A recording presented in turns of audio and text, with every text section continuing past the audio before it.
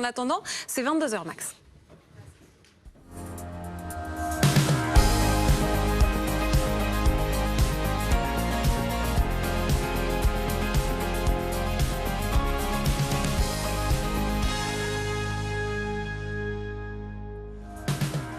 Et 23h dans 22h max et voici le programme ce soir avec toute l'équipe qui est en train de me rejoindre. Et oui, forcément, il faut faire le changement de plateau et voici les titres. D'abord, l'information de la soirée. Voici l'homme qui est soupçonné d'être derrière l'enlèvement de la petite Mia. Vous avez son visage, voici son nom, Rémi Daillé-Widerman, qualifié de gourou complotiste, qu'il serait actuellement en Malaisie et ancien homme politique en France. Tous les détails dans un instant avec Mathias Tesson.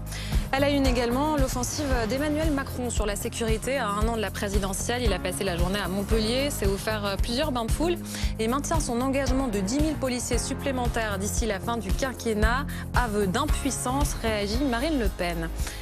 Le mini-hélicoptère Ingenuity a survolé Mars. Cette première historique a duré quelques secondes. Il y en aura d'autres ces prochains jours. Quelle porte ça ouvre? On en parlera à 23h30 avec notre invité astrophysicien. On ira aussi aux États-Unis. C'est la dernière journée du procès de Derek Chauvin, accusé d'avoir tué George Floyd. Quel est le réquisitoire? Quelle est la plaidoirie? Nous retrouverons Jean-Bernard Cadier en direct de Washington. Et puis dans 20 minutes, ce sera le plus de Sonia. Bonsoir Sonia. Bonsoir Aurélie, oui, ce soir je vais vous parler de ce coup de tonnerre dans le monde du football. 12 grands clubs, le Real Madrid, la Juventus ou encore Arsenal, mais pas le PSG, ont décidé de se rebeller et de créer leur propre ligue fermée pour concurrencer la Ligue des champions de l'UEFA. Dans cette ligue de VIP milliardaires, pas de place pour les petits poussets, pas de place pour les petits clubs qui veulent jouer dans la cour des grands. Plusieurs chefs d'État européens sortent déjà le carton rouge. Je vous raconterai ça tout à l'heure. Voilà, et puis un rendez-vous aussi, puisque tout est un peu chamboulé, mais sachez que dans 3 quarts d'heure, il y aura 24 heures sur BFM TV. Toutes les images qu'il ne fallait pas manquer sur notre antenne. Voilà, 22h max, c'est parti.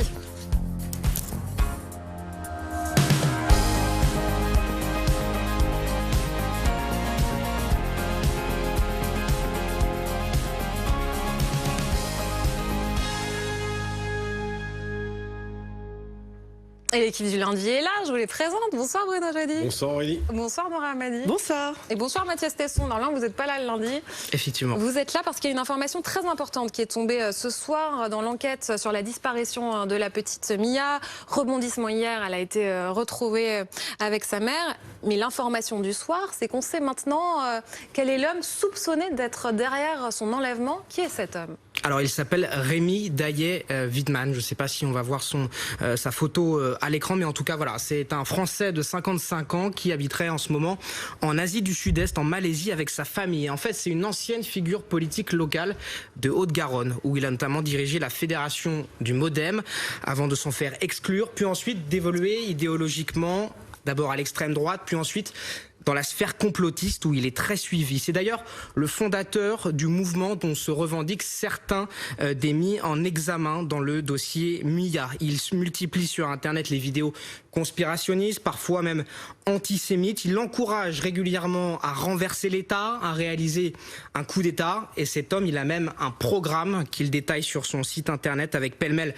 l'interdiction de la vaccination, l'interdiction du masque, la suppression des antennes 5G. Bref, on retrouve dans son idéologie de nombreux dénominateurs communs du complotisme moderne. Et d'ailleurs, récemment, dans une vidéo datée d'il y a quelques mois, il s'est adressé directement au président de la République. Écoutez.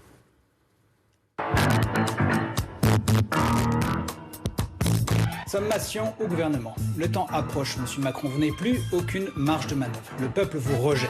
Vos amis vous quittent. Maintenant, vous pensez que vos polices seront assez fortes pour enfermer la population. Vous pensez que vos manœuvres duperont encore les foules. Comment, Mathias Tesson, est-on remonté jusqu'à lui?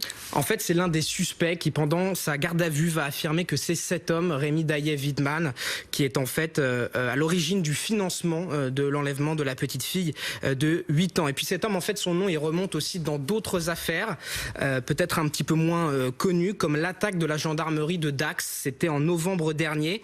Un homme avait foncé dans le portail de cette gendarmerie avec une voiture bélier, d'ailleurs sans faire de blessés. Et en fait, cet homme, il s'était justement réclamé des thèses de Rémi Daillet-Wiedemann. Enfin, on sait aussi que cet homme, il est à la tête d'un site de coaching qui promeut l'école à la maison, ce qui pourrait être un élément supplémentaire pour le relier en fait à la mère de Mia, à Lola Montemaggi, qui, on le sait, rejetait profondément les institutions, comme par exemple l'école publique. Et dans l'affaire, dans l'enlèvement de la petite Mia, il est soupçonné d'avoir joué quel rôle exactement, Mathias?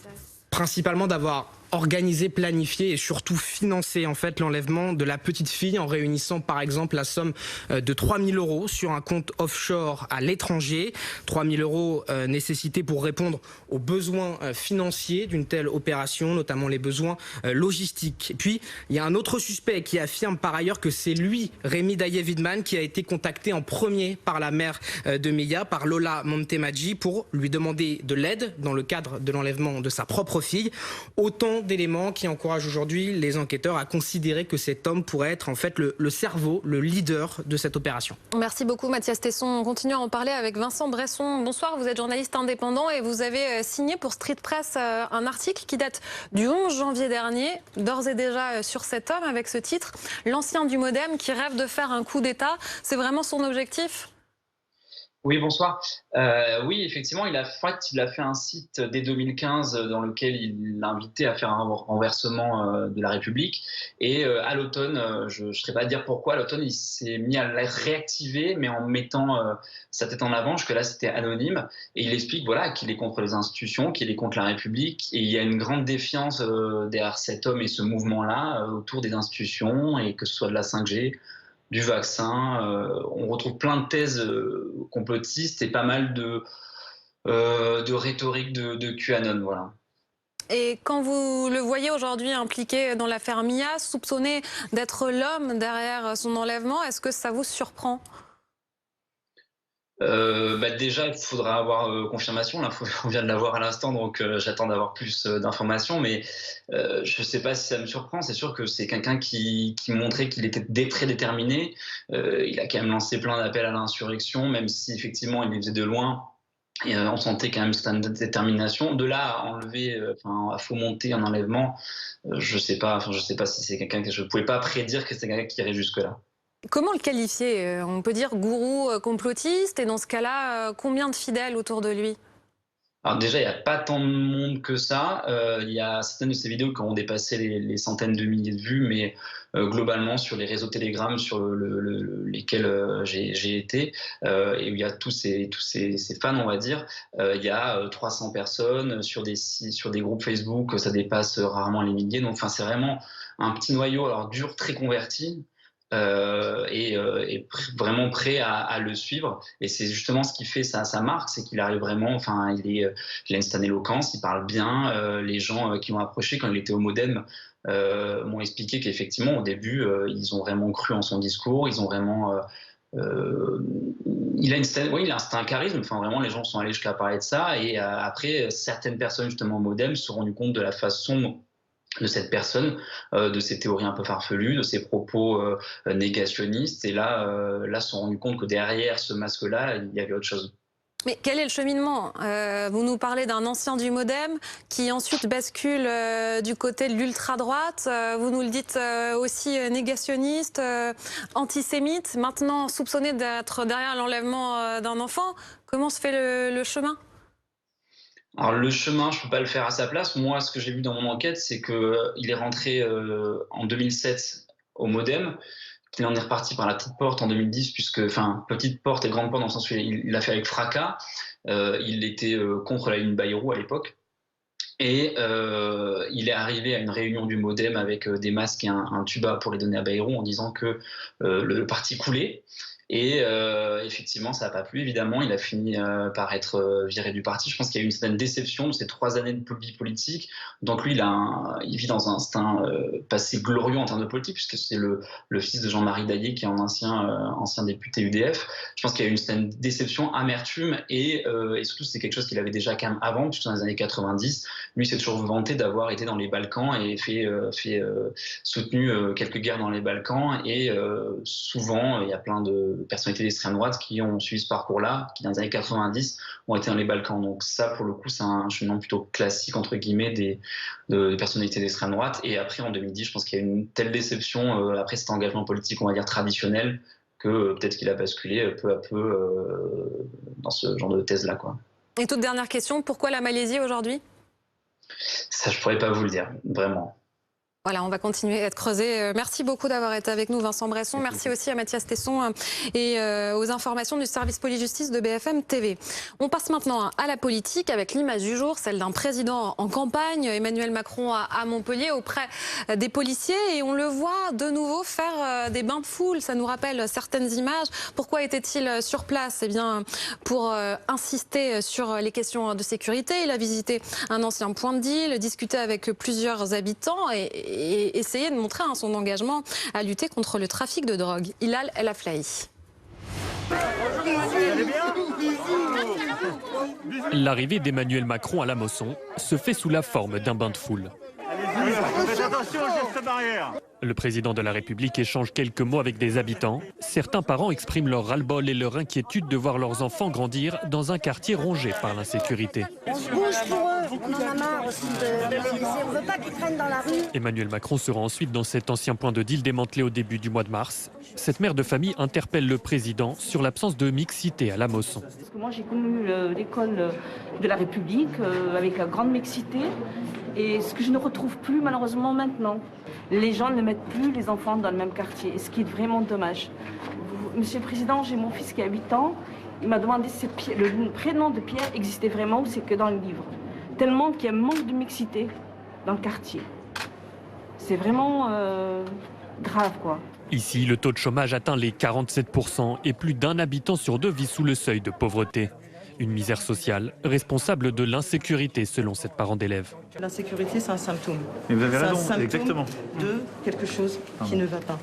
Et là, ce qu'on veut, c'est changer d'image. Changer d'image, ça veut dire qu'il faut décloisonner la Mosson, l'ouvrir, réaménager la Mosson. Emmanuel Macron sur le terrain de la sécurité à Montpellier. Un peu plus tôt dans la journée, il s'est rendu au chevet de policiers témoins de la hausse des violences. Aux côtés du ministre de l'Intérieur, le chef de l'État réaffirme son soutien aux forces de l'ordre et sa confiance en eux pour lutter contre l'insécurité. Efficacité, exemplarité, c'est le tandem auquel nous croyons. Et merci infiniment de cette action. Je sais que les temps ont été durs pour certains et continuent à l'être. On est déterminés, on va surtout s'en donner les moyens et vous en donner les moyens. Emmanuel Macron a également promis de tenir son objectif de 10 000 policiers supplémentaires d'ici 2022, dont 50 de plus à Montpellier. Bruno Jeudi, est-ce qu'il arrive à convaincre, à rassurer? Écoutez, c'est une offensive qu'on peut comprendre sur le plan politique. On voit bien qu'aujourd'hui, entre l'interview dans le Figaro et son déplacement à Montpellier, avec tournée avec la BAC dans le quartier, on voit bien que il pose un jalon pour son futur programme électoral de candidat à sa réélection. C'est clair et net. Après, c'est vrai que dans l'interview du Figaro, on reste un peu sur sa faim. Il n'y a pas vraiment d'annonce nouvelle. C'est quand même beaucoup la défense de son bilan. La promesse qu'il va réaliser, les 10 000 policiers d'ici la fin du mandat, on verra si on y est. Il y en est à plus de 6 000 là actuellement. Il y en est à plus de 6 000, il y en aurait 2 000 d'ici la fin de l'année. Les caméras piétons qu'il avait déjà annoncées, et puis un président soucieux des questions de sécurité, parce qu'il le dit, les violences sur personne, ça ne va pas, c'est pas satisfaisant. Et puis surtout, il a beaucoup lu les sondages et il voit que c'est la préoccupation. Une des préoccupations principales des Français. Il n'y a pas que les sondages, il y a aussi les vols à la personne qui ne cessent de monter. Ces violences-là. Les chiffres sont pas bons. Les violences à la personne. Les Français dans les sondages expliquent qu'aujourd'hui c'est une de leurs questions, leurs préoccupations premières. Et puis quand on regarde de plus près ce qui se passe par exemple en Île-de-France pour les régionales, la première motivation pour le vote dans les régionales, c'est la question de la sécurité. Donc il voit tout ça et il voit bien qu'il a besoin de refaire, de parler, de s'installer sur ce sujet, d'autant plus qu'il y a une érosion de son électorat de droite, et donc ça évidemment, quoi de mieux qu'une interview dans le Figaro pour essayer de repartir à l'offensive et donner des éléments sur la réussite ou en tous les cas un bilan qui ne serait pas aussi mauvais que ce que disent ses opposants. Je vous donne la parole dans un instant, Nora. On a aussi Bruno Bartocchetti qui est en direct avec nous. Vous êtes secrétaire national délégué de la zone sud de l'unité SGP Police FO. Est-ce que vous l'avez trouvé convaincant aujourd'hui? Il y a quand même des renforts à Montpellier qui sont annoncés. Est-ce que selon vous c'est suffisant? Alors déjà, on va saluer bien sûr sa venue à Montpellier. Et si je suis en responsabilité en zone sud, Montpellier est une ville que je connais très bien. Et c'est toujours très intéressant lorsque nous annonce un renfort de policiers. Maintenant, vous demandez à n'importe quel policier, il vous répondra qu'il est impossible aujourd'hui de régler ces problèmes de sécurité uniquement à travers des renforts nécessaires parce qu'on a perdu beaucoup d'effectifs très rapidement, si vous le permettez. Entre 2004 et 2012, nous avons perdu 13 700 postes de policiers et gendarmes. Et il a fallu renforcer la DGSI ainsi que les renseignements territoriaux. On doit former, on doit recruter, donc ça prend du temps. Donc ces renforts sont nécessaires pour travailler déjà nous-mêmes en sécurité. Et nous avons des comptes à rendre à la population. Nous devons être présents, disponibles pour eux, visibles. Cette population qui nous le rend bien, parce que vous avez parlé de sondage, ce qu'on doit retenir, c'est que 90% de la population nous soutient au quotidien dans notre travail. Et nous leur devons des comptes. Le chef de l'État, effectivement, doit des comptes à cette population. Et c'est pour cette raison qu'il renforce des circonscriptions comme Montpellier, la septième ville de France qui aujourd'hui souffre en matière de délinquance. Maintenant, en matière de sécurité, tout ne doit pas reposer sur les épaules uniquement de la police nationale. Justement, vous avez parlé, tout ne doit pas reposer sur les épaules de la police et on va continuer à en parler. Vous restez avec nous. Mais c'est vrai qu'il faut dézoomer, Nora Hamadi. Et quand il y a cet échange avec cette mère de famille qui lui dit « Mon fils m'a demandé si le prénom Pierre existait en dehors. » Il sous-entendu, il n'a jamais entendu de Pierre. Personne s'appelait Pierre. Ça pose la question de la mixité sociale et on se rend compte que, voilà, la question, c'est pas seulement le nombre de policiers. C'est comme si Emmanuel Macron, à ce moment-là, était confronté à cette mère de famille. Ce qu'a dit Emmanuel Macron, c'est que le problème est beaucoup plus global. Et c'est ça qui est justement extrêmement révélateur en fait de cette séquence et presque, je dirais, de l'échec de cette séquence. C'est qu'à un moment, il y a effectivement cette interview dans le Figaro. Voilà, on a un président qui est presque un peu martial, qui défend son bilan, qui inscrit cette dimension régalienne en fait dans ce qui commence à être en fait une partie de campagne. Et à un moment, dans cet échange avec la mère et avec cette travailleuse qui est cette éducatrice sur le terrain, il est percuté par le réel. Et le réel, c'est ce qu'il avait pourtant porté durant sa campagne présidentielle, cette dimension du en même temps. Il faut faire en sorte que dans les quartiers populaires, on fasse rêver et qu'on fasse en sorte que ces populations s'en sortent et qu'on donne les mêmes chances à chacun, l'égalité des chances et la réalité en fait d'un bilan qui fait que aujourd'hui, celui qui aura potentiellement effacé presque d'un trait de crayon la politique de la ville et cette dimension-là en fait de politique, c'est Emmanuel Macron. Souvenez-vous, nous sommes en octobre 2017, 150 maires l'interpellent, appel de Grigny, pour faire en sorte qu'il y ait une véritable politique sur les quartiers populaires. Il mandate Jean-Louis Borloo pour mettre à la poubelle littéralement le rapport remis par l'ancien ministre quelques mois plus tard en mai 2018. Que s'est-il passé depuis? Absolument rien. Il y a eu quelques dédoublements de classes de CPCE1, quelques cités éducatives, quelques quartiers de reconquête républicaine, mais eu égard au fait aux enjeux et notamment en fait à cette dimension de trahison, parce que beaucoup dans les quartiers populaires ont cru en Emmanuel Macron.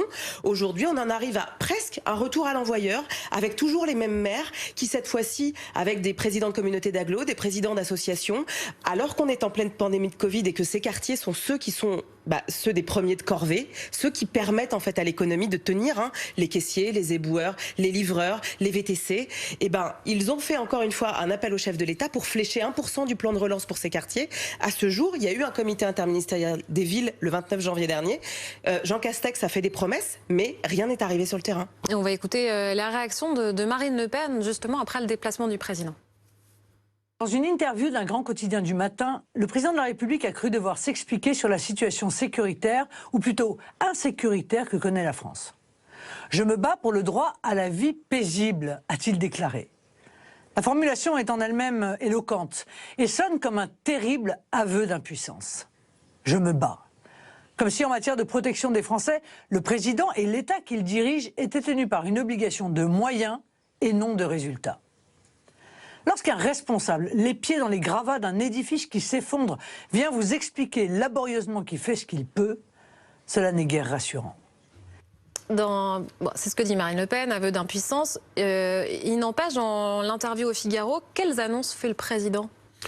Alors il reprend des thèmes qu'il avait déjà indiqués, c'est-à-dire la généralisation des caméras piétons, la promesse que les 10 000 policiers supplémentaires seront là à la fin du quinquennat. On est aujourd'hui à 6 000, entre 6 et 7 000. Il dit qu'il y en aurait 2 000 forces de sécurité. C'est pas vraiment une annonce, il confirme quelque chose. Il confirme la création d'une école de guerre, en fait une académie de police. Une académie de police. Et puis... il dit qu'il y aura plus de bleus. Voilà. Ce qui rappelle un peu Nicolas Sarkozy. Voilà, qu'il y aura plus de bleus, voilà, façon de dire que les policiers supplémentaires seront affectés sur le terrain et non...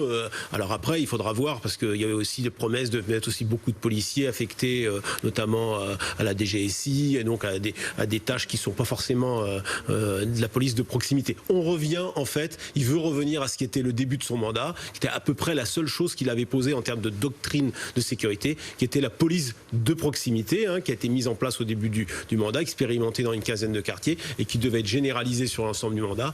Et on voit que là, de ce point de vue, ça n'a pas complètement été couronné de succès et surtout, ça n'a pas pour l'instant convaincu l'opinion. Bruno Bartocchetti, je voulais vous poser en dernière question votre état d'esprit. Quel est-il ? Il y a un appel à manifester demain après le verdict dans l'affaire Viry-Châtillon.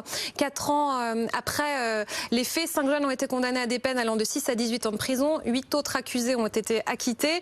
Ce que les policiers ne comprennent pas, c'est qu'il y a eu 3 condamnés en moins en appel donc qu'en première instance et que les peines ont été réduites. Vous appelez vous aussi à manifester ? Alors en tout cas, on accompagnera nos collègues qui partiront manifester, mais ce qui est important de comprendre également, c'est que l'idée pour nous, c'est pas de remettre en cause l'institution justice.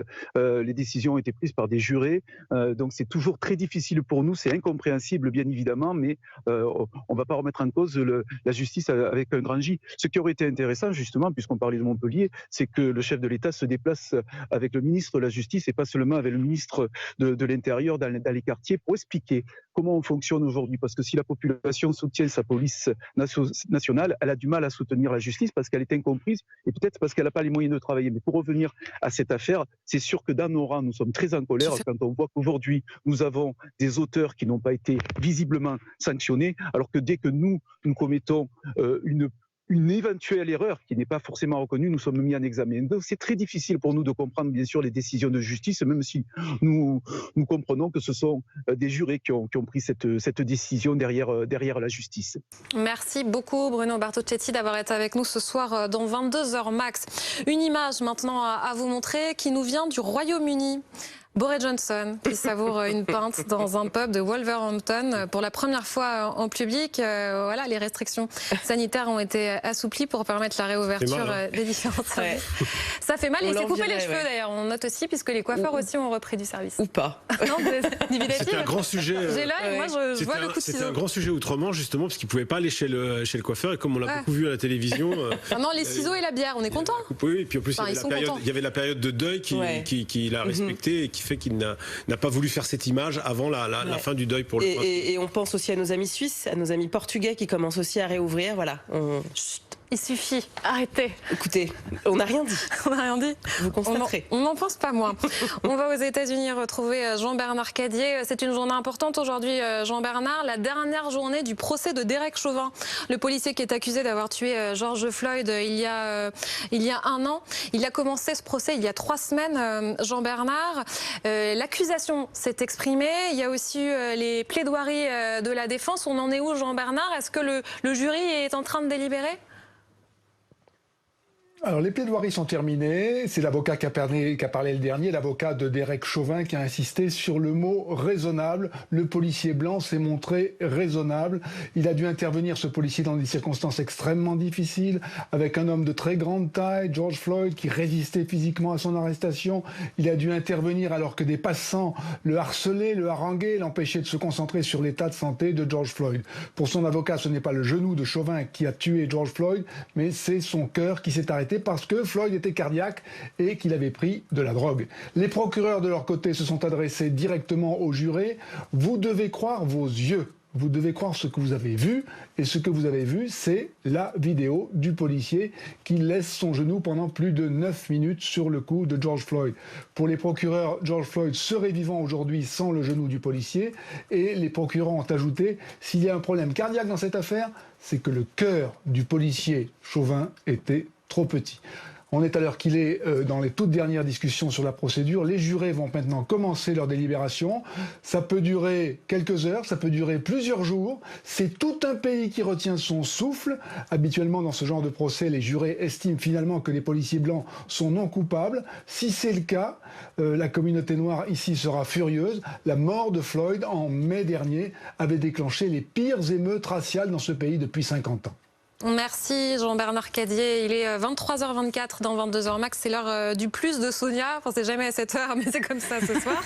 Sonia, on va parler de la guerre sur les pelouses européennes. 12 grands clubs ont décidé de se rebeller, de créer leur propre compétition, la Super League, comme on l'appelle désormais. Le but, rester entre milliardaires, chasser les petits poussés. Il y a quand même plusieurs chefs d'État qui montent au front.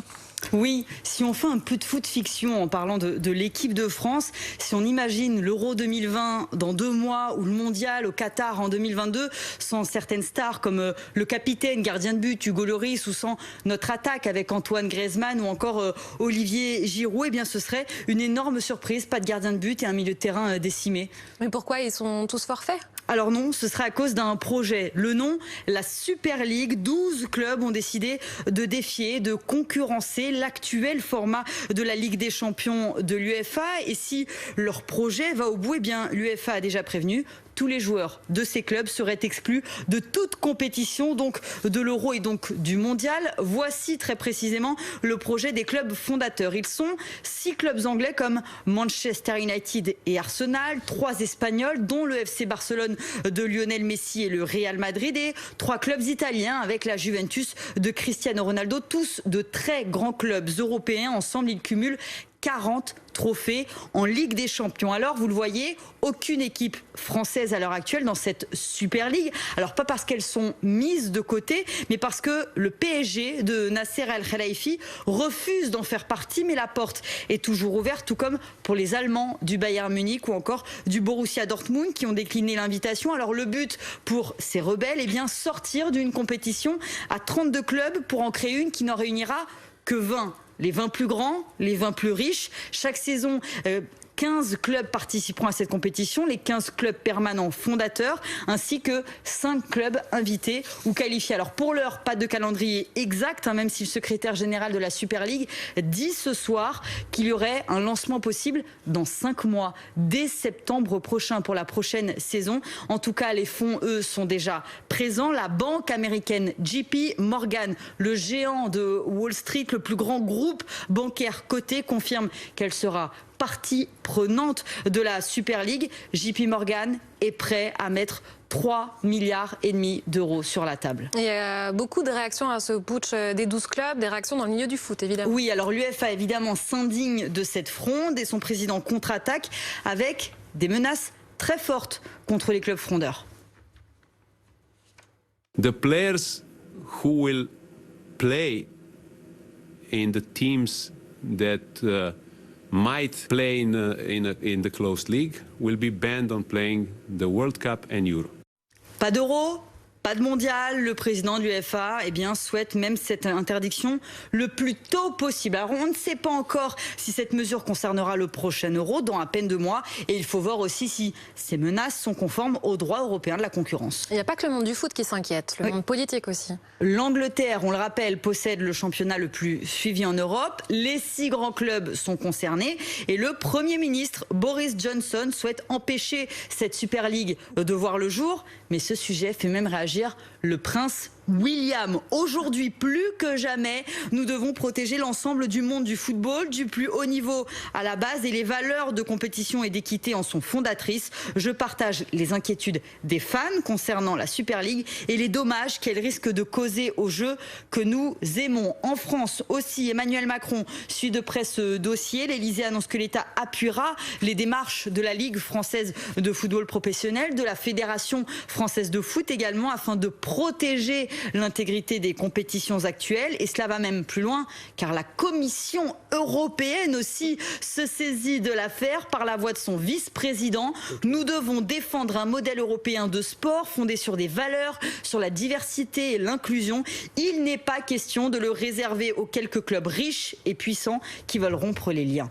Et il y a une dernière information qui vient de tomber. Oui, vendredi, on l'apprend à l'instant, réunion exceptionnelle du comité exécutif de l'UEFA pour décider de la suite à donner à cette affaire. Des sanctions possibles aussi. L'instance européenne, imaginez, eh bien, elle pourrait par exemple prendre la décision d'exclure tout de suite de la Ligue des Champions en cours des demi-finales Manchester City, le Real Madrid et Chelsea. Il ne restera alors plus que le Paris Saint-Germain. Qui gagnerait du coup? Qui gagnerait, ou alors l'hypothèse possible évoquée par la presse allemande, c'est de refaire revenir les clubs éliminés en quart de finale, Porto, le Borussia Dortmund et le Bayern. Ah, c'est pas simple. Renaud, non? Pas de réaction?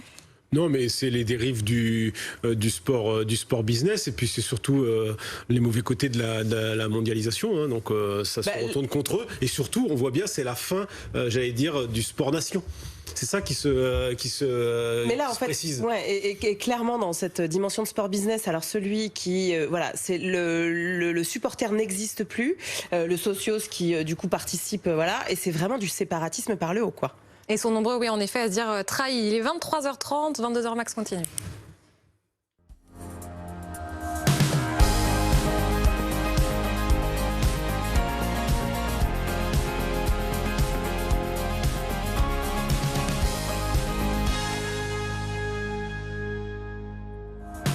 Voici les titres à 23h30. Voici l'homme qui est soupçonné d'être derrière l'enlèvement de la petite Mia, Rémi Daillé-Wiedemann, présenté comme un gourou complotiste et qui serait actuellement en Malaisie.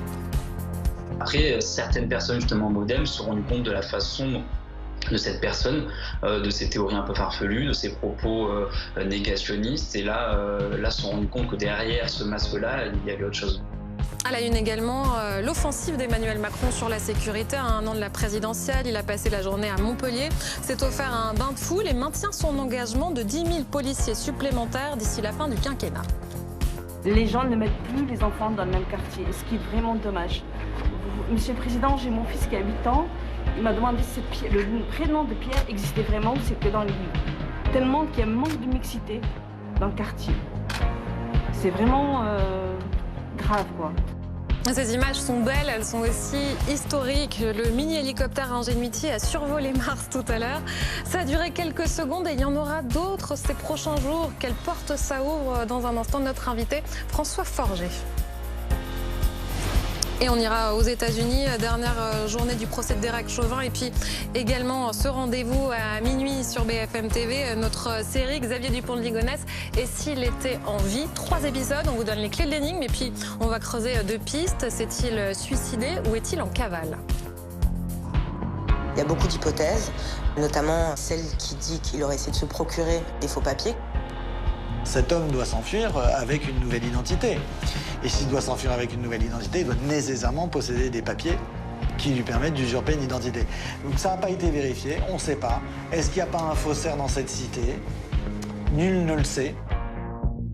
L'enquête sur l'enlèvement de la petite Mia avance. Vous le savez, la petite a été retrouvée. Elle est d'ailleurs en ce moment avec sa grand-mère qui en a récupéré la garde dans un endroit qui est secret. Et puis par ailleurs, on a maintenant une piste très sérieuse, celle d'un gourou en Asie qui serait derrière l'enlèvement de la petite Mia. Cet homme est un ancien homme politique français, ancien du MODEM, actuellement en Malaisie. Les dernières informations avec Constance Bosten. Figure éminente de la sphère complotiste francophone, Rémi Daillé-Wiedemann serait le cerveau derrière l'enlèvement de Mia. Ce quinquagénaire, dont le nom a déjà été cité à maintes reprises par les ravisseurs présumés, est soupçonné de les avoir influencés depuis la Malaisie où il est réfugié. Les 4 gardés à vue en parleraient comme d'un gourou, d'une référence idéologique qui les aurait encouragés à soustraire l'enfant à sa grand-mère. Selon nos informations, l'un des suspects a affirmé que Rémi Daillé-Wiedemann avait intégralement financé l'opération d'enlèvement à hauteur de 3 000 € via un compte offshore à l'étranger. Un autre suspect affirme qu'il est le premier à avoir été contacté par la mère de Mia, Lola Montemaggi, via Internet pour lui venir en aide. Selon son récit, le gourou a ensuite transmis le dossier à son bras droit pour monter une opération commando et venir en aide à la mère. Alors depuis la Malaisie, Rémi Daye-Wiedemann était-il donc aux manettes de l'opération Lima?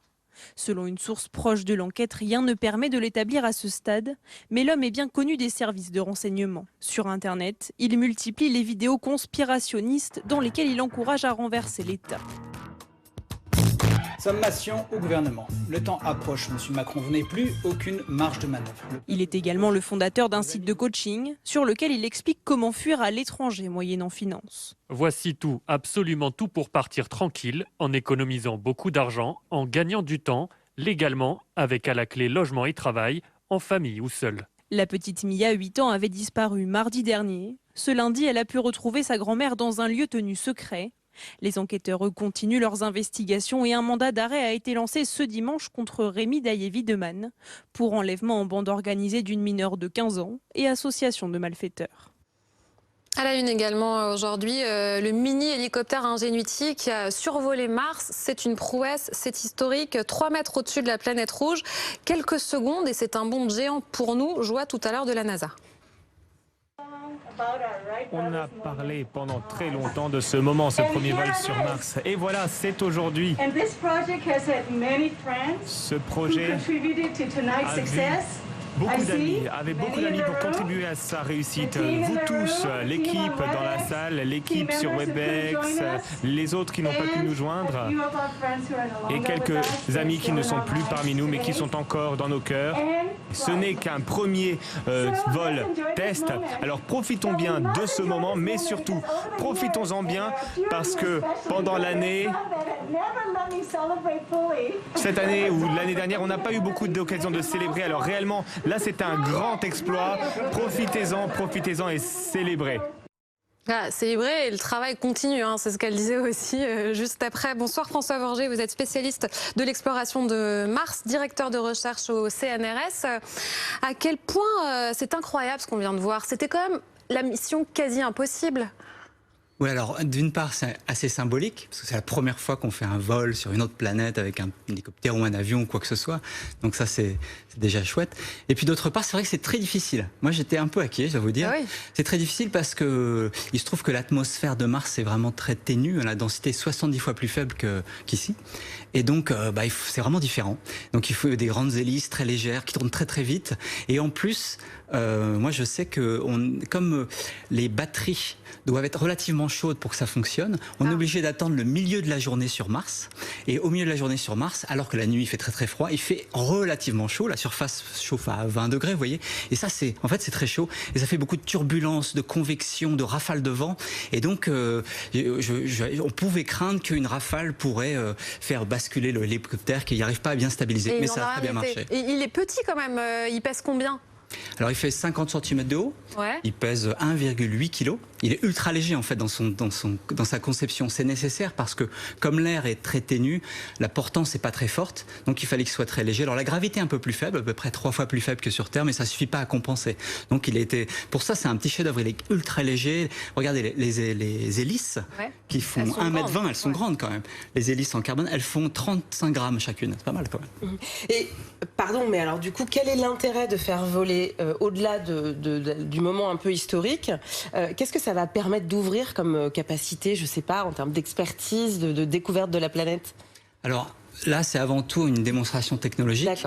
Alors, dans les jours à venir, on va le tester de manière de plus en plus... On va s'enhardir, il va se déplacer, etc. Et si tout se passe bien, on peut même envisager que dans quelques semaines, il serve un peu comme éclaireur pour montrer au gros rover Perseverance où aller. Mais en réalité, encore une fois, c'est une démonstration technologique, un peu comme... Dans les années 90, en 97, il y avait un atterrisseur qui s'appelait Pathfinder sur Mars, et il avait été accompagné d'un petit rover, un robot à roulettes, qui faisait quelques kilos et qui a fonctionné. On a vu que ça marchait bien, et c'était le précurseur d'énormes rovers qu'on a maintenant. Persévérance, c'est plus d'1 tonne. Donc peut-être que ce précurseur-là, dans quelques années, pas tout de suite, ce sera le précurseur d'un engin qui pourra se déplacer sur Mars beaucoup plus efficacement que les rovers à roulettes, parce qu'ils sont impressionnants. Oui, mais parce qu'on dit qu'il peut aller au-dessus des canyons, alors qu'en fait, fait, le rover peut pas aller partout. Tout à fait. Puis là, on peut l'envoyer où on veut. Absolument, enfin, le rover se déplace lentement. Mais déjà, si on parvient à l'utiliser comme éclaireur, c'est pas mal, parce que le rover, souvent, on se pose la question, qu'est-ce qu'il y a derrière la dune, qu'est-ce qu'il y a derrière la crête. Là, il peut aller repérer si ça passe, si ça passe pas. C'est un travail d'équipe. Les images, j'aimerais que vous nous expliquiez ce qu'on voit. On voit le mini-hélicoptère, on le voit, parce qu'en fait, c'est Persévérance qui filme.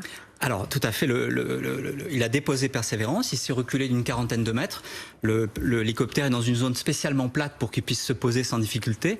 Et donc, il filme, vous voyez, avec quelques images. Il a mieux filmé que ça, mais on n'a pas encore pu rapatrier les images. On ne devait même pas avoir d'images aujourd'hui. On devait avoir quelques images, c'est ce qu'on voit là, mais c'est vrai que je pensais avoir moins bien que ça. Vous avez raison. Non, mais on est agréablement surpris à chaque fois avec la NASA, on s'y attend pas. Ils sont prudents, Et on a non seulement vu les images, mais on a reçu aussi des données, moi, qui m'ont vraiment intéressé. Par exemple, on voit, il y a un petit altimètre, c'est-à-dire un système laser qui mesure simplement l'altitude. Et on voit au cours du temps la montée, il s'arrête en flottant comme ça, comment on dit ça en suspension. Suspension. Enfin non, il y a un terme pour ça, c'est pas grave. Et puis ensuite, il remonte un peu, il se cale, il tourne un peu, et c'est extrêmement stable. Et je trouve ça formidable parce que franchement, c'était un défi. Au début, ils ont eu beaucoup de mal dans les différents tests qu'ils ont fait. Vous avez une question, Bruno Joly, ou pas? Je vous voyais vous agiter. Non, vous écoutez avec passion. J'écoute avec attention. Et on va aussi vous interroger sur l'autre rendez-vous important de cette semaine, l'astronaute Thomas Pesquet qui doit décoller jeudi de Floride pour rejoindre la Station Spatiale Internationale. Une mission qui va durer quand même 6 mois. Il dit que le deuxième séjour dans l'espace sera forcément plus compliqué que le premier. Il a répondu tout à l'heure à quelques questions. Où en sont les préparatifs? On voit ça avec Stéphanie Zenati et Laura Bleuzen. Lorsqu'il descend de cet avion samedi dernier et foule le sol américain, Thomas Pesquet savoure. Il sait très bien qu'il est en train de vivre ses derniers instants sur Terre, avant son envol pour la Station Spatiale Internationale, à 400 km de la planète. On est prêt, l'équipage est prêt. Une préparation intense qu'il a comme d'habitude partagée sur les réseaux sociaux au cours des derniers mois. Un entraînement physique, psychologique aussi, car ça y est, le compte à rebours a commencé. D'ici 3 jours, le spationaute préféré des Français aura retrouvé son bureau au sein de l'ISS, pratiquement 5 ans après sa dernière mission. On a fait la répétition générale hier, donc hier, à l'heure exacte du décollage, on était dans la capsule en haut de la fusée, donc sur le pas de tir, on était dans nos scaphandres, dans la fusée. Qui a pas été la seule chose qui manquait, c'est le carburant, mais à part ça, tout était réel. Et pourtant, on se croyait au simulateur en fait. Avec mes collègues, on l'a fait déjà tellement des dizaines et des dizaines de fois. Alors, je veux pas dire des centaines, mais c'est un certain nombre de dizaines, on va dire, que tout était familier en fait. Quand je regardais les écrans, la capsule, le sas qui était fermé, ça me rappelait exactement ce qu'on a vécu au simulateur. Comme un goût de déjà-vu. Et c'est peut-être bien ce qui complique la tâche cette fois-ci. Thomas Pesquet n'est plus un novice à bord de la Station Spatiale Internationale. Il sait exactement à quoi s'attendre. Le deuxième séjour, il est plus difficile que le premier. Physiquement, peut-être pas, parce que j'ai l'impression d'être dans la meilleure forme de ma vie en ce moment, même si je suis un peu plus vieux, évidemment quelques années en plus que la dernière fois. Mais par contre, mentalement, oui, c'est plus difficile. C'est plus difficile parce que on sait à quoi on s'expose. En fait, la première fois, on part à l'aventure. On sait que ça va être difficile parce qu'on vous l'a dit, parce qu'on l'imagine, parce qu'on est capable de le comprendre. Mais la deuxième fois, on sait exactement à quoi on s'expose. Quand on a déjà couru un marathon, on sait que ça va faire mal. Là, c'est exactement la même chose. Principal changement pour Thomas Pesquet, c'est la capsule à l'intérieur de laquelle va se dérouler le voyage jeudi prochain. Un concentré de technologie, signé Elon Musk.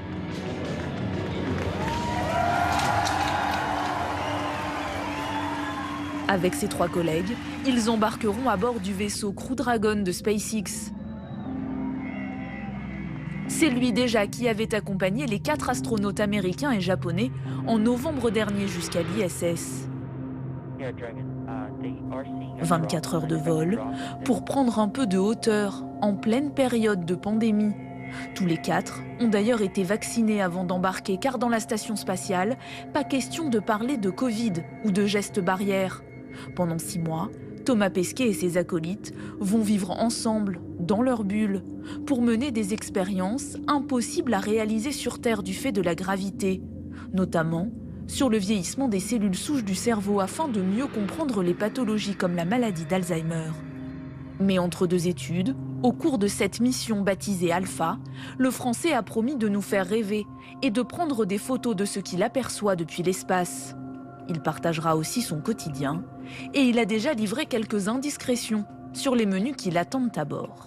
Donc je vais avoir du bœuf bourguignon, alors j'en cite que quelques-uns, du bœuf bourguignon un peu traditionnel, cuisine traditionnelle. Les gens sont beaucoup recentrés sur la cuisine maison. Je pense en 2020, le confinement est passé par là, on a une envie d'authenticité.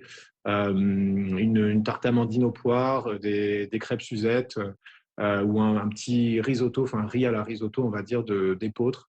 Voilà, c'est des choses comme ça qu'on va essayer de partager tous ensemble. La gastronomie française a l'honneur, mais pour les grands événements uniquement. Les anniversaires par exemple, ou encore la prise de fonction de Thomas Pesquet en tant que chef de bord. Pour la première fois, le spationaute va prendre les commandes de la Station spatiale internationale. 1 mois à la fin de la mission. Il y a toujours une hiérarchie. Dans la fin de ma mission, ce sera à moi de prendre ces responsabilités-là. Effectivement, c'est jamais arrivé avant pour un Français, donc ça veut dire que la place de la France, je pense maintenant, est reconnue dans l'exploration spatiale. Si on avait des situations d'urgence, et ben là, il va vraiment falloir prendre des décisions et ce sera à moi de le faire. Des étoiles de capitaine, mais aussi des étoiles plein les yeux. À 43 ans, le chouchou des Français s'apprête donc à passer 197 jours dans l'espace. Que peut-on espérer de cette mission Pesquet ? Vous, vos rêves? C'est une bonne question, parce que quelque part, ça fait 50 ans que on est habitué, Soyouz, navette spatiale, depuis 20 ans la Station spatiale internationale, une mission de plus. Mais en même temps, vraiment les choses sont en train de changer, il y a vraiment un avenir assez extraordinaire, qui est un peu symbolisé par le fait que on a une nouvelle capsule, le Dragon, le Crew Dragon, que va utiliser Thomas Pesquet, c'est nouveau, et derrière ça, Thomas va faire beaucoup d'expériences qui, si vous regardez bien, beaucoup ont comme objectif de préparer des missions spatiales lointaines, le retour sur la Lune, plus tard une mission vers Mars, bien sûr ça m'intéresse, et c'est vraiment devenu une réalité. Vendredi dernier, vendredi soir, la NASA a annoncé la sélection de SpaceX à nouveau pour préparer l'engin qui va se poser sur la Lune, et c'est de la science-fiction, parce que l'engin en question, c'est donc le système Starship de SpaceX, fait 50 mètres de haut, ça va ressembler à Tintin sur la Lune, quoi. C'est vraiment, j'étais très surpris par ce choix, et donc vraiment ça va être très impressionnant les années à venir, vraiment, c'est juste le début là. Mais François Forget, c'est quand même aussi le symbole, vous évoquiez SpaceX donc pour ce choix de ce vol vers la Lune, est-ce que c'est pas aussi le symbole d'une privatisation petit à petit de l'espace ? Ouais, il faut un petit peu relativiser. Ça reste, c'est une stratégie. Si vous voulez, la NASA, comme l'Agence spatiale européenne, s'appuie toujours sur des industriels privés, Airbus, Boeing, Lockheed Martin, pour construire le matériel. Cette fois-ci, simplement, ils ont décidé de déplacer légèrement le curseur pour que la gestion de l'organisation soit plus déléguée à SpaceX, par exemple. Mais c'est pas la privatisation. Tout ça, c'est fait avec de l'argent public, un peu européen, surtout américain, et ça reste de l'argent public. On n'est pas encore avec Elon Musk, milliardaire, qui se fait tout à fait sa mission privée. Mais ça va venir peut-être. Merci beaucoup François Forget d'avoir été avec nous. C'est toujours un plaisir de vous avoir. Vous êtes une part de rêve en quelque sorte. Non mais c'est vrai. Vous emmenez, même Bruno Jeudi, vous avez vu, il est resté silencieux là pendant un quart d'heure. C'est quand même très très rare. Merci d'être venu dans 22h max. On va parler d'Emmanuel Macron qui était à Montpellier toute la journée auprès des policiers pour rassurer dans le domaine de la sécurité. Le président a fait un tour dans une voiture banalisée de la BAC. Il a visité un point de deal et il a échangé avec des habitants. Ça a donné notamment cet échange. C'est vrai qu'on manque beaucoup de mixité, Monsieur le Président, ici. C'est vraiment un problème ici. Donc il faut savoir attirer des enfants d'autres quartiers. D'autres quartiers, avec même des options que les quartiers d'ici. Il y a des gens qui habitent, mais ils ne mettent pas leurs enfants dans ces écoles. Ils vont les mettre dans les privés, ils les mettent ailleurs. Et d'ailleurs moi-même, parce que moi j'ai connu l'école de la République avec une grande mixité, et ce que je ne retrouve plus malheureusement maintenant. Les gens ne mettent plus les enfants dans le même quartier, ce qui est vraiment dommage. Monsieur le Président, j'ai mon fils qui a 8 ans. Il m'a demandé si le prénom de Pierre existait vraiment ou c'est que dans le livre. Tellement qu'il y a un manque de mixité dans le quartier. C'est vraiment grave, quoi. Voilà, et on peut mettre cette séquence en parallèle de la une de Libé. Demain, on va la découvrir ensemble avec en une ce titre, sécurité, le petit Nicolas. Voilà, Bruno Jeudi, ça montre à quel point la question est difficile, à quel point Emmanuel Macron a du mal à prendre le problème au bon endroit. Emmanuel Macron, il a besoin d'investir le thème de la sécurité. Il l'a plutôt négligé en début de mandat. Il essaie de le rattraper. On sait qu'il a eu des difficultés. Il a eu 3 ministres de l'Intérieur. Il y a même eu une intérim d'1 mois pour vous dire que le thème n'a pas été vraiment pris de manière à bras le corps au début du mandat. Là, il essaie de rattraper le tir en fin de mandat. Surtout, il essaie aussi d'endiguer la colère chez les policiers qui n'avaient pas accepté ces propos tenus chez Brut au mois de décembre sur les violences policières, et sur un certain nombre de points qui n'avaient pas plu. Et donc on voit que là, il est un peu en fin de mandat. Il essaie de rattraper le terrain avec une difficulté chez Emmanuel Macron. Emmanuel Macron, c'est un président qui a un problème d'incarnation sur la question de la sécurité. Quelqu'un qui incarne l'économique et le social, qui n'incarne pas suffisamment bien la sécurité. Peut-être qu'il n'est-il pas suffisamment rassurant. En tous les cas, les Français ne lui donnent pas gré là-dessus. Il est 23h50. On va regarder ensemble le 24 heures sur BFM, les moments forts sur notre antenne. On commence avec les autotests. On en a beaucoup parlé, mais maintenant qu'ils sont en vente, c'est très paradoxal. Ils ne sont pas très populaires. Ça s'explique notamment à cause des tests PCR, en raison des tests PCR, et aussi pour cette autre raison. Écoutez, c'était dans la matinale. Une timidité qui s'expliquerait d'abord par le coût d'un autotest. Il est fixé par l'État au prix de 6 € maximum, mais problème, il ne s'en vend aujourd'hui que par boîte de 5 et n'est pas remboursé pour le grand public. Vous avez une famille de 2 enfants plus vous multipliez 6 par 4, ça fait 24 chez moi, donc ça fait quand même assez cher. Ouais. Ouais, on va s'arrêter maintenant sur cette autre image qui a été très commentée à Nice. Dans un centre de vaccination, seulement 58 volontaires sont venus se faire vacciner ce week-end. Il y avait 4000 doses disponibles, 4000.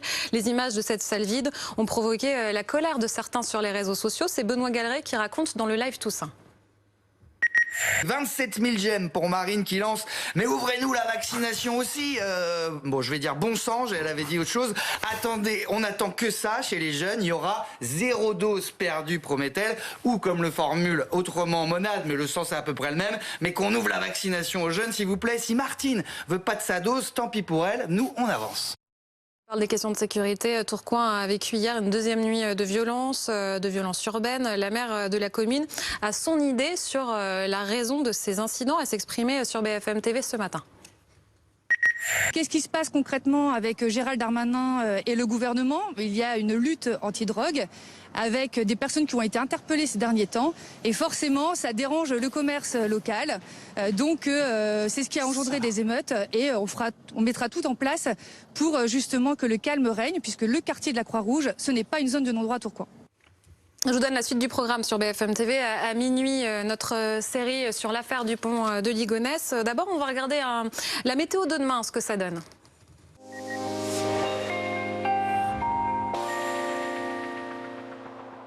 Bonsoir Loïc Rivière. Franchement, on a connu plus doux. Bonsoir Aurélie, bonsoir à toutes et à tous. Le froid est derrière nous désormais, mais ça reste assez frais, c'est vrai, avec une masse d'air qui a bien du mal à se réchauffer en cette période de l'année. Il faut dire que le flux vient du nord en ce moment. Dans ce flux de nord-nord-est, on conserve un temps calme, un temps sec sur une bonne partie du pays, mais on va quand même surveiller ce voile de nuages élevés à l'ouest qui va progresser de la Bretagne jusqu'aux Pyrénées, puis en direction de l'Occitanie et des côtes provençales dans l'après-midi. Bon, ce sera quand même assez lumineux. En allant vers le nord, vers l'est du pays, là on va retrouver de l'instabilité en cours de journée. Des averses ponctuelles sous forme de giboulées, mais on aura quand même d'assez belles éclaircies. Les températures le matin jusqu'à 8 degrés, notamment à Paris, à Nice ou à Biarritz. Ça y est, les gelées sont oubliées désormais et dans l'après-midi, eh bien on va retrouver des températures légèrement au-dessus des moyennes cette fois-ci, de 15 à 18 degrés sur une bonne partie du pays et de 18 à 20 degrés sur les régions du sud.